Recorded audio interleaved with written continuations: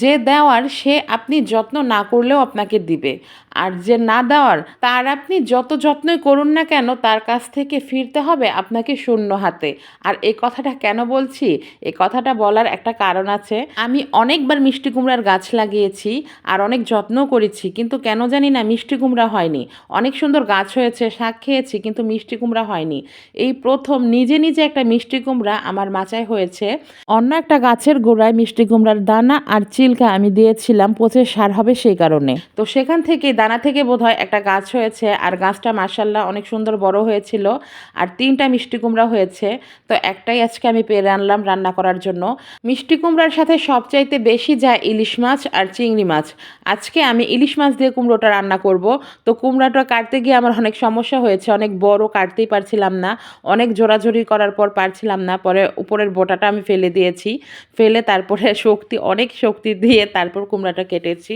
আমি ভেবেছিলাম হয়তো একদম কাঁচা, কিন্তু একদম কাঁচা ছিল না, অনেকটা বাড়তি হয়েছে, লাল লাল হয়ে গিয়েছে। আর হয়তো 15-20 দিন যদি গাছে রাখতাম তাহলে কুমড়োটা পুরোপুরি পেকে যেত। যাই হোক, খুব সুন্দর কালার এসেছে। আজকে অনেক দিন পর ছাদে রান্না করব, মূলত গ্যাস শেষ হয়ে গেছে তাই ছাদে রান্না করব আজকে। রাইস কুকারে ভাত বসিয়ে রেখে এসেছি, আর এখানে আমি রান্নাটা করে ফেলবো ছাদের উপরে। তো আমার রান্নার জন্য সব গোছানো হয়ে গেছে। আমি রান্না করবো আর ইনি আসবেন আমাকে জ্বালাতে, তা অসম্ভব ব্যাপার। তাই উনি ওনার কাজ করতে এসে পড়েছে।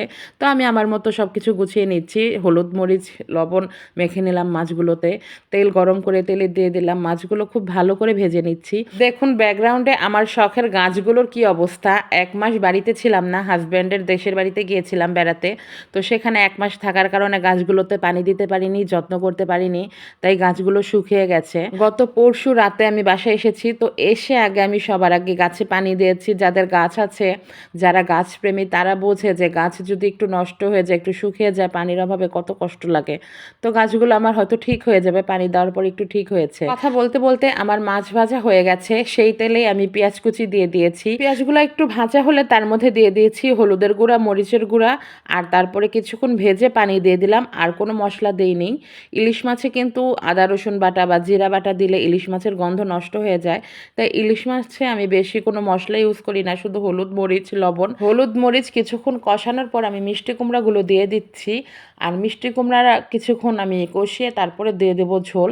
এখানে এক্সট্রা পানি দিতে হবে না, আর মিষ্টি কুমড়া কিন্তু সিদ্ধ হতে বেশি টাইম লাগে না, তাই অল্প কিছুক্ষণ কষিয়ে আমি তার মধ্যে পানি দিয়ে দিলাম। আর তারপরেই সাথে সাথে মাছ দিয়ে দিলাম। মাছটা যদিও উতলানোর পরে দিলে ভালো হতো, আমি সাথে সাথেই দিয়ে দিলাম। আমার রান্না প্রায় হয়ে এসছে, আর পেটেও প্রচণ্ড ক্ষুধা লেগেছে। ভাবলাম আজকে ছাদে বসেই খাবো, তাই মাছগুলো দিয়ে আমি নিচ থেকে ভাত নিয়ে এসেছি। আজকে ছাদে রোদের মধ্যে বসে ভাত খাবো।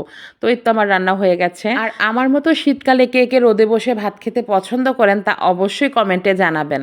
তো সবাই ভালো থাকবেন, সুস্থ থাকবেন, সবার জন্য অনেক শুভকামনা রইল। আসসালামু আলাইকুম।